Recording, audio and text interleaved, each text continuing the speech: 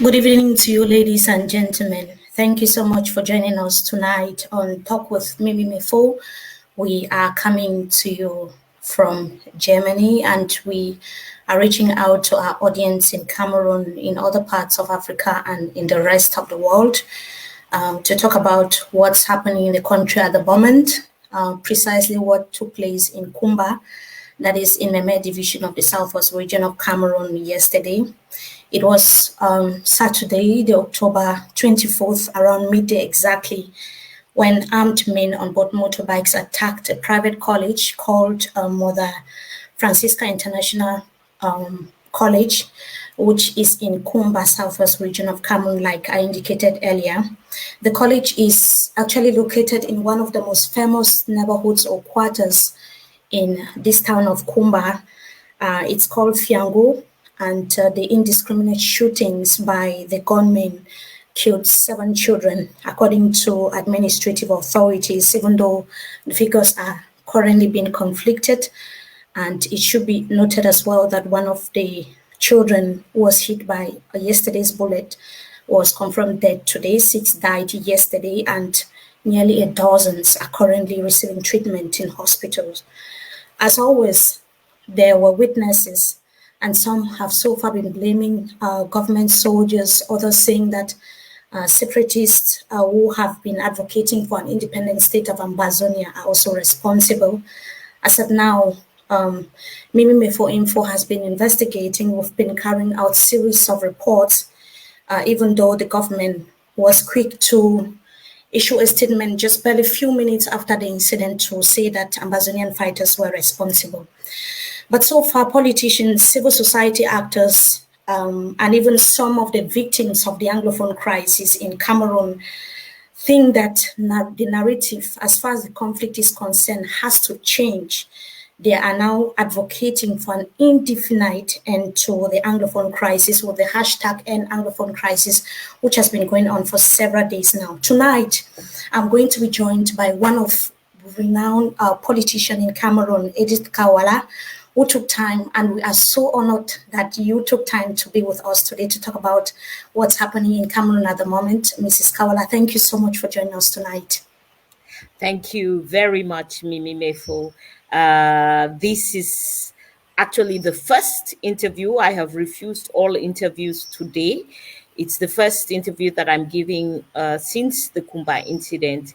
Maybe some of you don't know, I am a Kumba girl. My mother is from Kumba town. So we are talking about my village. We are talking about my home, about a town that I know very, very well. I had to contact all of my relatives this morning to find out if they were okay.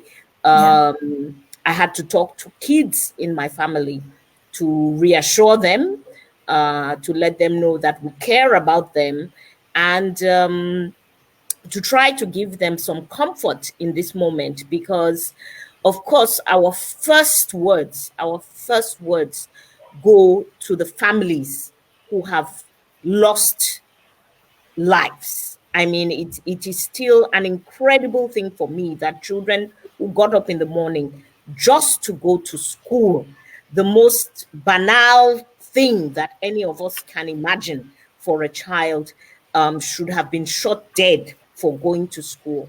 And our hearts go out to these families, because we cannot imagine what it feels like to send your child to school and hear such a horrific death befalling the child. And our second words go out to the rest of those children who were traumatized. We always forget about the trauma of those who witness these situations. They may be alive, but the wounds that they have are so deep from witnessing, what happened to these other children. And then to the entire town of Kumba is bleeding. The entire town of Kumba is traumatized. I spoke to parents, I spoke to children. For sure, next week, I think most children in Kumba will not be going to school, because the parents Because are of the trauma traumatized, and the impact the children of are what happened. traumatized, and they are now in a complete uncertainty. You know, the way this school year started, what we thought had happened was that there was some negotiation between with armed groups who had communicated some tacit okay for people to go to school. There was some negotiation with the government for people to be able to go to school safely. We now see that But we now see that the academic milieu, the school environment is not as safe as many people have imagined. Now, you say you have been speaking to some of the victims, you have been speaking to witnesses, those who are living in the area. Were they able to tell you what happened exactly? What we understand so far is that 3 to 4 bikes came into this school. Children were in school on a Saturday. So this Mother Francis International Bilingual Academy, contrary to what government has said, has been functioning as a primary school. It's a well-known primary school. What has changed was that they extended to secondary school. And the reason why children were in school on a Saturday is that because of the ghost town on Monday, some of the schools have been holding classes on Saturdays to make up for the time which is lost every Monday. So that's why those children were in school, and that is why the gunmen found them in school. No explanation was given as to why they shot. They came in shooting in the air and shooting at the children. And so far, we don't know who the gunmen are. And we do not know who the gunmen are. Several witnesses say they were wearing military attire. But we do know that the separatist armed groups have been able to acquire the attire of the Cameroonian military and often wear it as well. And we also do not know, they also were heavily armed with AK-47s from what the eyewitnesses are saying. So these were not the traditional guns. These were there was sophisticated weaponry. So that is the situation right now on the ground. Now, in a town like Kumba, which is also heavily militarized, like the towns of Limbe, Boya, and Bamenda, other towns hit by the Anglophone crisis, what does this tell us that in the heart of the city, such an attack would take place in broad daylight?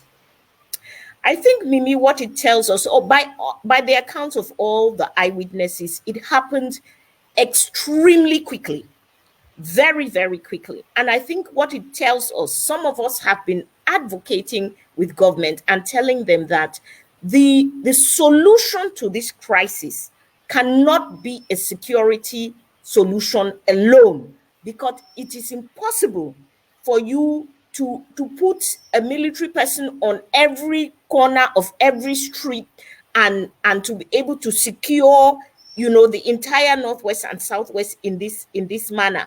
And that is why we have said it's not about just crushing amber groups, just showing military strength and so on. We must get to the root causes of this crisis. Every day that we waste, because we have wasted 4 years without going to true dialogue to get to the root causes of this problem. Every day that we waste, the situation becomes more complex. Now the armed groups are fragmented. You have an armed group. Every division, every village has its armed group. They do not have a central command. They can carry out action which they themselves feel is justified in one way or another. And, government has made this situation so complex by not addressing it on the front of dialogue, the front of bringing communities together to reconcile, to rebuild the foundations. And we are really seeing that if we continue on the path where we are, we will continue to count deaths like these ones. I think one of the key actors in this Kumba attack is the teachers. We are still to get to talk to the school authorities and also the teachers to tell us more about what happened. But then we had the senior divisional officer reacting just few minutes after confirming to the media that separatist fighters were responsible without thoroughly investigating how and what really happened. How do you know that the findings were the right one? I mean, the findings or the statements from the senior divisional officer, given that he was speaking just barely few minutes after the attack, what would you have to say? I listened to the senior divisional officer's press conference, and I tell you, I was very disappointed. Our government has used a strategy since 4 years, and they seem not to evaluate that strategy or think about, how to improve upon it. What did the senior divisional officer do? He accused the entire population. He in his press statement, he said that the population is responsible. That is what he said. He accused women. He said women are harboring those separatist fighters, and he called on the delegate of Women's Affairs that she should go and meet the women for them to bring out the boys. Now, Mimi Menfo, this has been a cycle throughout this conflict. Separatist fighters are guerrilla fighters. It's a guerrilla type of fight. So they come in, they attack, and they are gone. And the army comes after they have gone and wages war on the entire population, carrying out massive arrests. The senior divisional officer, he promised arrest to the population. He promised that if they do not bring out the boys, they are going to suffer a lot of consequences. This is what has been happening for 4 years. The result is that innocent people begin to suffer for what a very small group. All the eyewitnesses, there were no more than 12 people. They talk about 10 to 12 people. Now, you are wanting to punish the entire population. What does that do? It creates a new injustice. It radicalizes people. It makes people vulnerable to the violent separatist groups. We have been doing this for 4 years. It does not work. And I was so disappointed to hear the senior divisional officer talking about the same tactics, the same things that have been ongoing for the last 4 years. We have to realize that we understand that it's necessary to have a military strategy. This is absolutely correct. You cannot have people shooting at children and then you say you are not going to have a military strategy. So we are not saying there must not be a military strategy, but we are saying that in complement to that military strategy, we have to talk to our people. We have to sit down and talk to the communities. There are so many stakeholders, so many people who are concerned by this crisis. But then how do you trust the military strategy when we've seen soldiers shooting at children? We've seen the situation in Gabo, we've seen it in the far north region, we've seen it in localities like in Moyoka. How do you trust the military and its strategy when they are also inflicting pain and shooting at civilians? Absolutely. And that is why we talk about having a dialogue, because dialogue means that I have the opportunity to tell you what you have done to hurt me. When we are talking about that dialogue, this military must be there, because the military has throughout the 4 years committed its own atrocities. committed its own acts of horrific violence upon this population. And if we are talking about dialogue, it is to have the different stakeholders there and to have people have the opportunity to tell this military that this is what you did to me. Mimi Menfo, as Stand Up for Cameroon, we spent the last week in Yaoundé up to Friday. And on Friday, we spent about 3 hours with the Minister of Territorial Administration.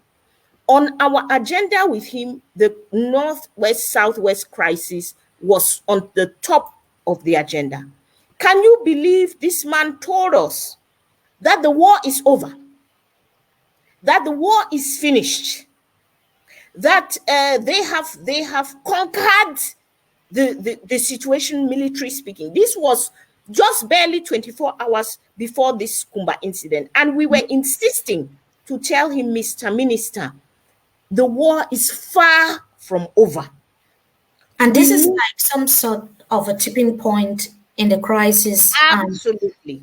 And you are one of those who've been advocating for back to school because you feel that children are supposed to be allowed to go to school. There are so many stakeholders as well who want children to go to school.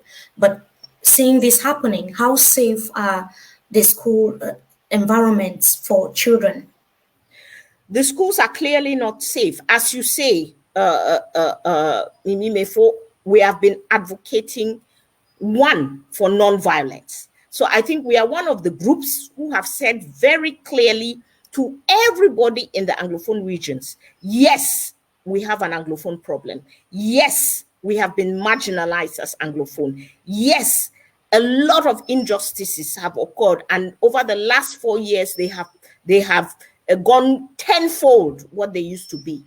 But no, we should not fight that fight with violence. Violence begets violence. And we are now at the stage in the Anglophone regions where we don't know who is shooting at who. We have an incident such as this one in Kumba, and we cannot clearly say it is this person or this person. And that is the result of deciding to use violence as your arm. So till today, I am calling on all of those who have taken up arms and saying to them, yes, we must fight for our rights. Yes, we must stand up to what is happening to us in this country. Please let us do so without guns. And for those who are watching us live there on Facebook, on YouTube, and even on Twitter, please, you can ask your questions, and she's here to respond to all your questions. We might not be able to take all the questions, but the key questions that we place our hands on would want you to respond to them, if you can, of course. Now, we would continue with the debate at this point in time to look at reaction. So far, politicians have been talking, civil society actors, Cameroonians, even artists now are speaking out. So many people have been talking. It's been an ongoing debate for almost forever, but now we see that there's more pressure on the actors in the conflict to end what is happening. Before we come to the campaign that's ongoing, I would want you to tell me why the international communities are not taking any strong action, any powerful action to see into it that the crisis ends. Why is that not happening? I think there are several factors. As I mentioned earlier, when you take up arms, the definition of a state in our world today is that the state has the monopoly of violence. So whenever you take up arms against a state, you embarrass all other states because they will have difficulty supporting you, because they would be creating a precedent which they themselves may suffer from today or tomorrow. So whenever you take up arms and decide to fight a government with violence, you lose the moral high ground. You lose that advantage of being able to say, look, we are protesting peacefully and government is being violent against us. So that is one factor. The second factor, I think we cannot go into here, but it is geopolitical. Cameroon happens to be the largest country in the Central African region, and the country that has in the CEMAC region, and the country that has so far been looked at as the stable country. If you look at around us, we have Central African Republic, we have Chad, we have countries which have had a lot of strife. So for most of the international community, their attitude has been, can we somehow cajole this government? They don't want to come out hard against the government because of the position we occupy in the sub-region. And so their tendency has been to do a sort of soft diplomacy rather than to come out aggressively against government. And of course, every time they have had strong statements against government, because we have seen statements from the European Parliament, from the United States Congress, even from different UN bodies. And every time they come out with a strong statement, government says, but look at who we are dealing with. We are dealing with separatists who are kidnapping. We are dealing with separatists who are cutting off people's heads. We are dealing with separatists who are committing violence on children. So they use those actions to justify their own violence. And so the international and at the same time, the crisis is persisting. And the crisis is persisting. With untold hardship, difficulties, misery on the local population. Exactly. And as I mentioned, we were in Yaoundé last week. We met with 5 embassies and one of the UN bodies. One of the embassies we met with was the Embassy of South Africa, who is also presiding the African Union at this time. And our advocacy to them was to put Cameroon on the agenda, because most interestingly, you find that the Cameroon case, the Anglophone crisis, has not even been discussed. I mean, the most shameful thing is that it has not even been discussed in our own parliament, but it has not even been discussed at the level of the African Union. It has not been discussed. Where does the problem lie? Why is it taking? Where does the problem lie? So the problem lies once again a bit in geopolitics, because in all of these instances, somebody has to bring your case to the table. So the institution itself does not just sit and bring a case. Somebody has to bring the case to the table. And we found that generally the way international politics works is that it is your neighbors, those who risk suffering from the spillover of the crisis, who would be the first to act. But we find, for example, our biggest neighbor, very, very influential, is Nigeria. Now, it so happens that Nigeria is cooperating with Cameroon on the fight against Boko Haram. It also so happens that Nigeria has its own separatist a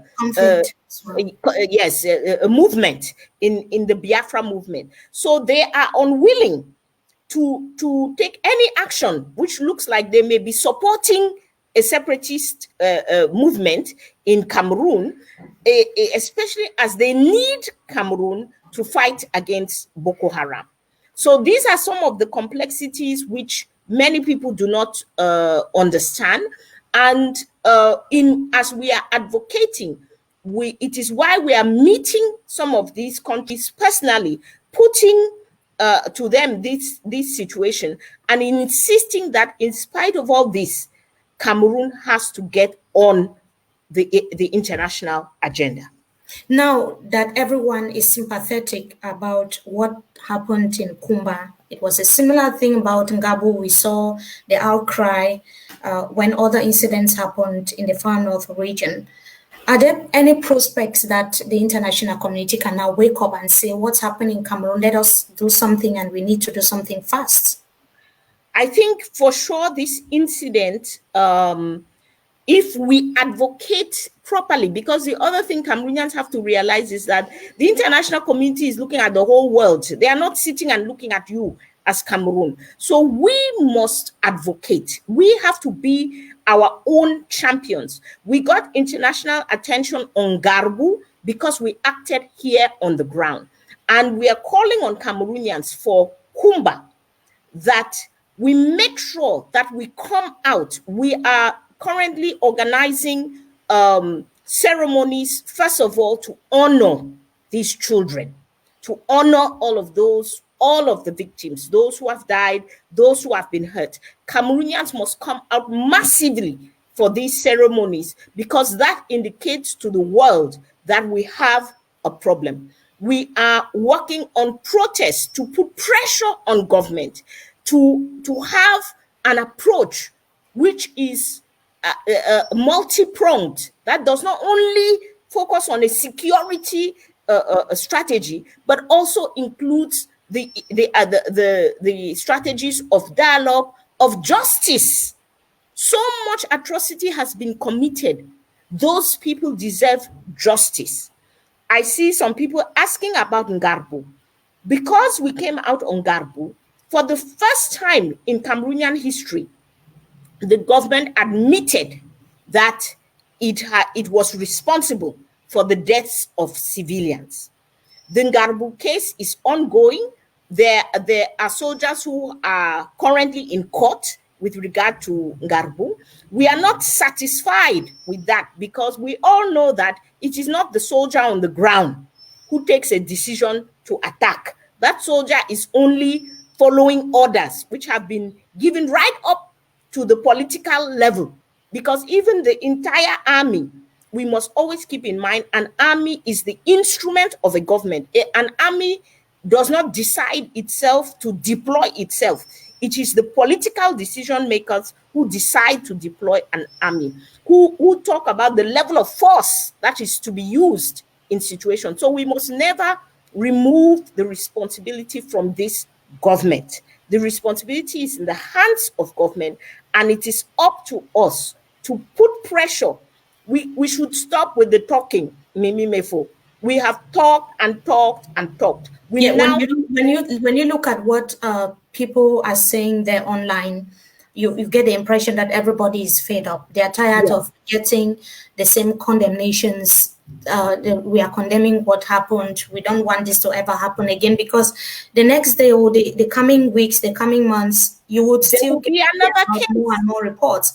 Yes. Now, the question is, what next? There's an online campaign, End the Anglophone Crisis. It's been going on Twitter, on Facebook, and on other social media platforms. This call has been going on. People have been talking about the need for the Anglophone crisis to end long time ago. Before it transmit, people have been talking about End the Anglophone crisis long time ago. I should say it simply just intensified. So what is different this time around? We are so thrilled.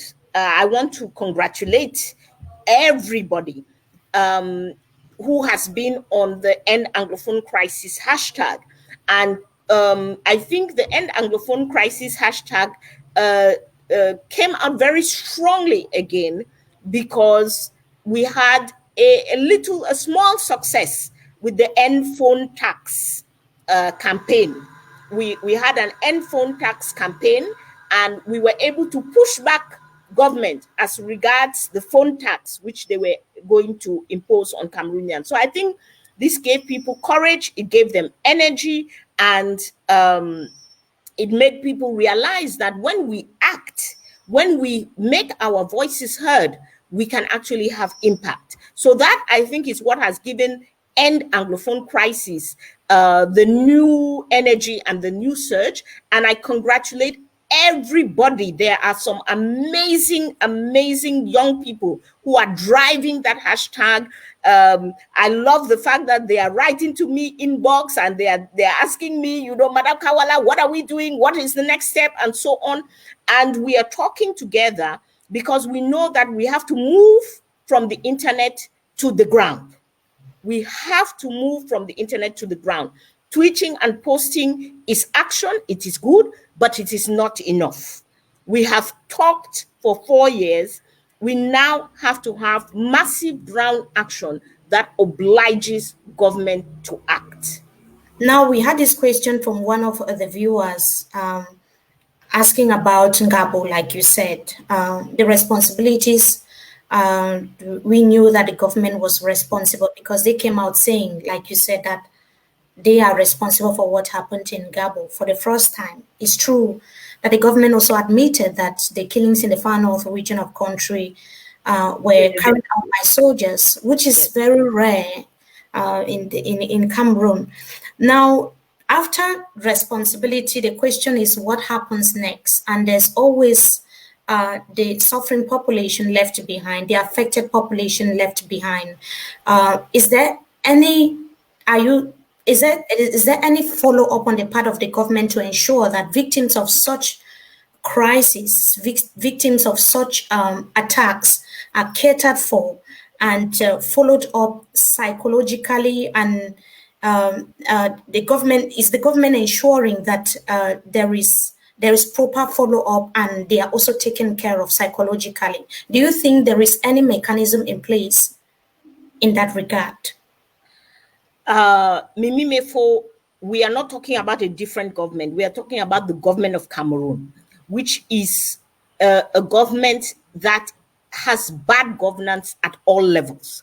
So this same government is not able to deliver water, it's not able to deliver electricity, it's not able to deliver security. So for sure, they cannot manage complex situations such as this crisis. But it is up to us as we come out and we have demands on government.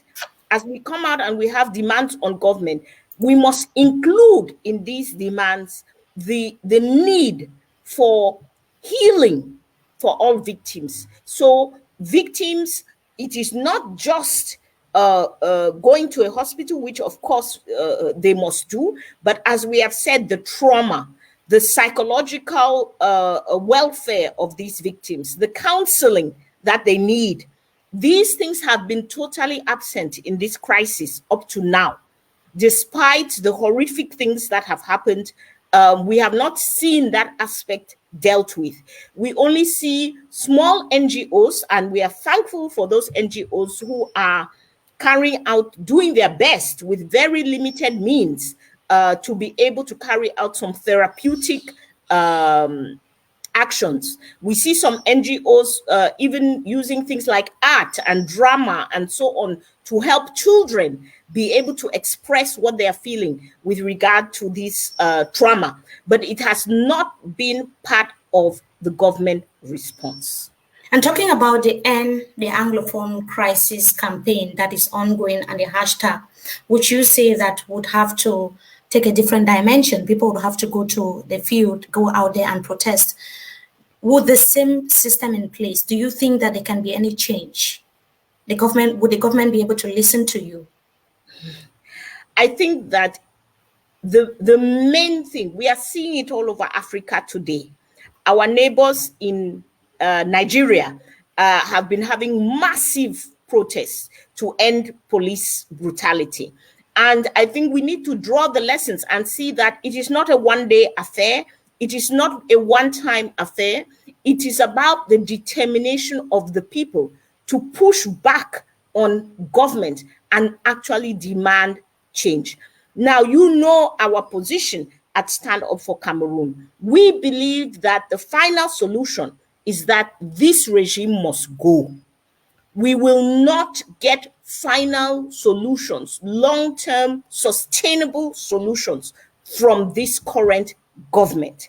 So when we are coming out and we are demanding change, we have to be ready to withstand to the point where we actually get sustainable solutions, which for us, as you know, is actually a political transition for Cameroon.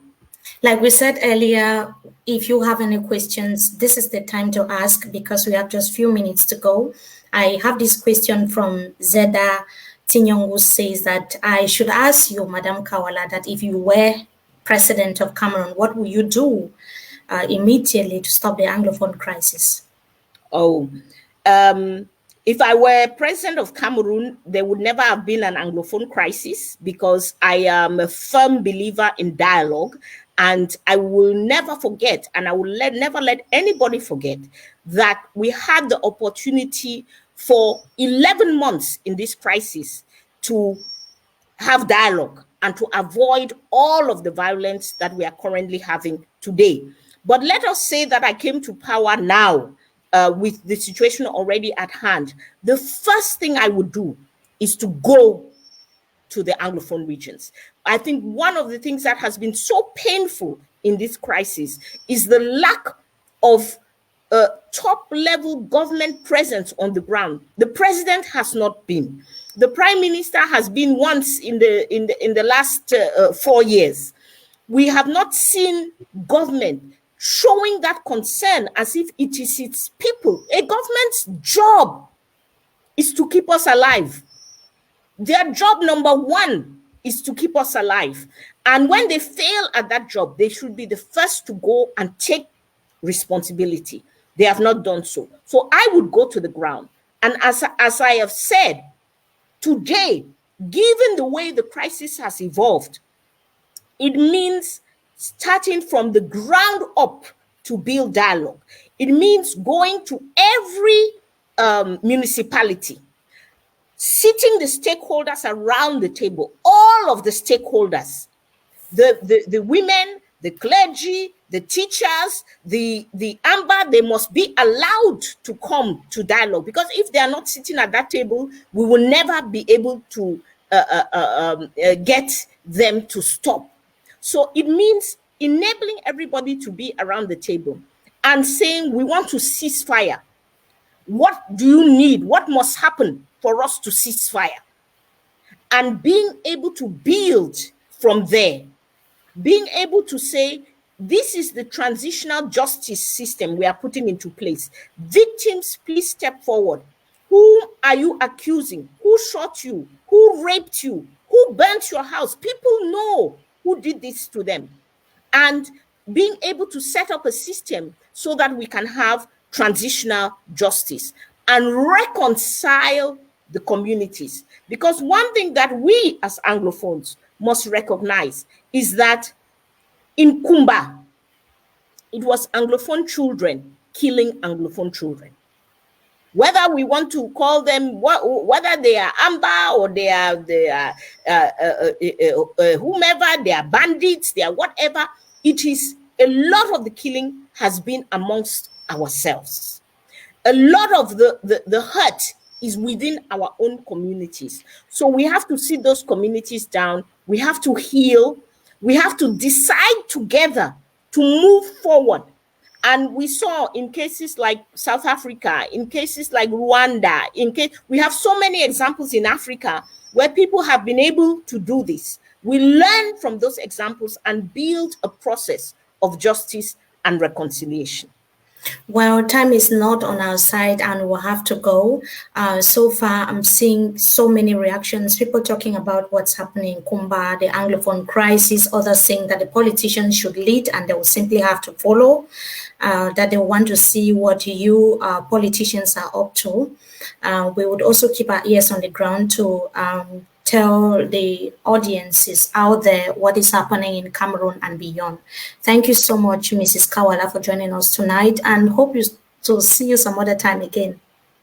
Thank you. Thank you so much. I think our hearts are in Kumba. I think that we have to hold that community dear to our hearts. If you know people on the ground, talk to them, console them, give them a word of support and comfort in this time.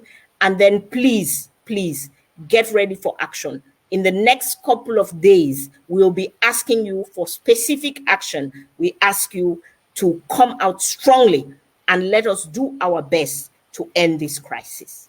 Like we have Mabel Veman saying that why pointing fingers? Is that what is important now? She's asking if pointing fingers at this point in time is important. Maybe you might say no or yes.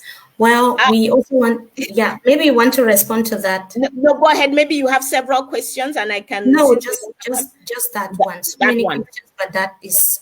Okay. Mabel, yes, it is important. Can you imagine the parents? Can you imagine the parents on the ground? You think that parent doesn't want to know who killed their child, who is responsible, why their child was killed? I think it is important to take responsibility. It's not we're not pointing fingers for the pleasure of pointing fingers. These are human lives. These are the lives of our children. So we are not just going to brush over it. It is not a general responsibility. We have a government. We have a government. And if you look at the Constitution of Cameroon, our safety and our security is amongst the primary responsibilities of that government. And for the people in the Northwest and Southwest, the government has failed for the last 4 years to keep them safe and sound.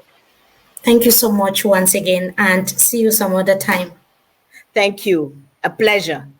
The pleasure is ours as well. And for hundreds of you who joined us live on Facebook, on YouTube, and on Twitter, we also want to thank you so much. Our hearts are equally with the victims of the Kumba attack of yesterday. They are also in our prayers, and wishing you all the best. And thank you once more for listening or watching. Until we meet again, goodbye.